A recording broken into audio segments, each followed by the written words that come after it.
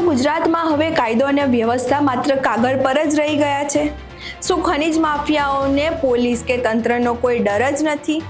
આજે અમે તમને જેતપુરના એવા દ્રશ્યો બતાવીશું જે જોઈને તમે પણ ચોંકી જશો. કુદરતી ટેકરાઓનો ખાત્મો, સરકારી તિજોરીને કરોડોનો ચૂનો અને જ્યારે પત્રકાર સવાલ પૂછે ત્યારે તેમની જ દાદાગીરી. જેતપુરમાં ચાલતા ગેરકાયદેસર ખનનની આખી ઘટના શું છે તેના વિશે વિગતે ચર્ચા કરીશું. નમસ્કાર, આપ જોઈ રહ્યા છો ચક્રવાત ન્યૂઝ. હું આપની સાથે વંશિકા.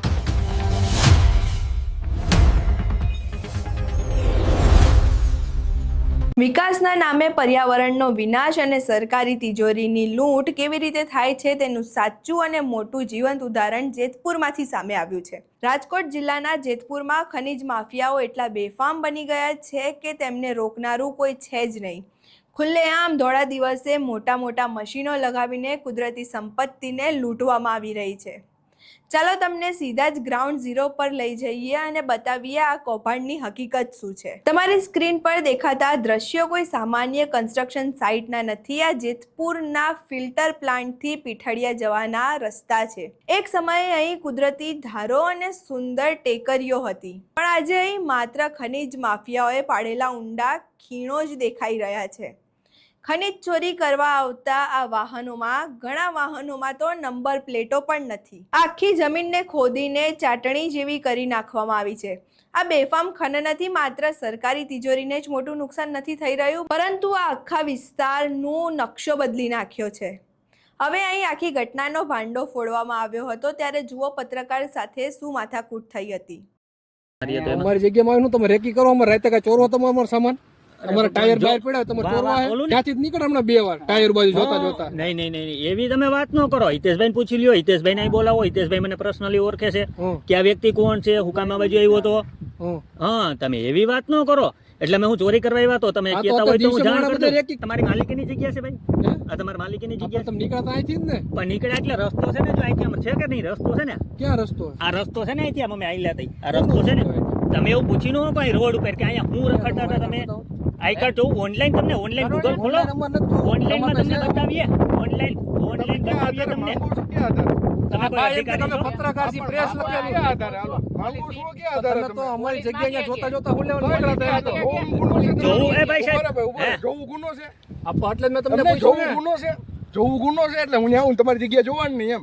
એટલે અમારે અમને જગ્યા જોવાની. હિતેશભાઈ ને પૂછો, ઓળખે છે ને? અમે હું ત્યાં કઈ ચોરી કરવા આવ્યા હતા એવું તમારું કહેવાનું થયું ને? તો કે અમે ચોરી કરવા આવ્યા હતા. તમારે કઈ કામ હતું? કામ હતું એટલે જ ખનીજ ચોરી નું હાલે છે. હવે તમારે કઈ કેવું સાહેબ? ખનીજ ચોરી નું હાલે છે. હા, તમે ફરિયાદ કરી નાખો કે તમે ખનીજ ચોરી નું અહીંયા હાલે છે, તમે એની રેકી કરો છો. અરે ભાઈ, આપણી ગાડી 25 ટન ની છે. 25 ટન માં આપણે 20 ટન નું નીચેનું નો ભેગું થાય યાર. તમે કા સમજો નહીં? અરે યાર, 25 ટન માલ પૂરો થવો જોઈએ. બરોબર છે, એટલે આપણે એને કઈ કઈ ન શકીએ. ભાઈ આપણને કેમ મારી જગ્યા તારું કામ જોવો છો? એટલે હું એમને અમે અમારું નામ દે, તમારું નામ બોલો. હું નામ કા તો હું કામ પૂછું હું કામ તો? અને તમને પૂછવાનું નથી નીકળે.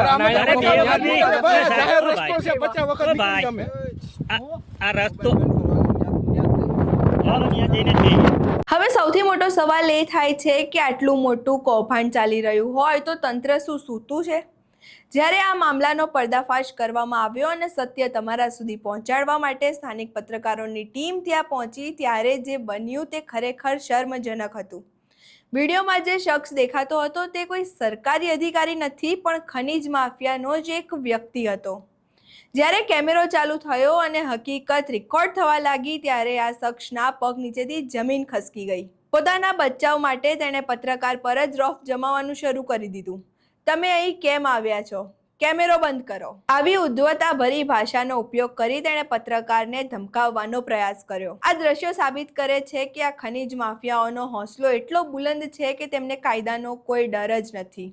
ચોરી ઉપરથી સીના ચોરીનું આ ઉત્તમ ઉદાહરણ જોવા મળી રહ્યું છે. આ દ્રશ્ય જોયા પછી કેટલાય સવાલો ઊભા થઈ રહ્યા છે કે જેતપુરનું ખાણ ખનીજ વિભાગ શું કરી રહ્યું છે? આટલા મોટા પાયે ખોદકામ થાય છે તો ત્યાં અધિકારીની નજર કેમ નથી પડતી? શું આ લૂંટ કોઈ રાજકીય નેતા કે મોટા અધિકારીની મીઠી નજર હેઠળ ચાલી રહી છે? પત્રકારોને ધમકાવનારા શખ્સો સામે પોલીસ ક્યારે પગલાં લેશે હવે તે જોવાનું રહ્યું. અહીં ઘણા બધા સવાલ ઊભા થાય છે તંત્ર સામે કે તંત્ર શું કરી રહ્યું છે જ્યારે આટલું મોટું ખોદકામ ચાલી રહ્યું હોય. આખી ઘટના તમે સાંભળી. આ ઘટનાને લઈને તમારા શું મંતવ્યો છે અમને કમેન્ટ બોક્સમાં જરૂરથી જણાવજો. અમારો વિડીયો પસંદ આવ્યો હોય તો વિડીયોને લાઇક કરો, શેર કરો અને અમારી ચેનલને સબસ્ક્રાઇબ કરવાનું ભૂલશો નહીં. નમસ્કાર.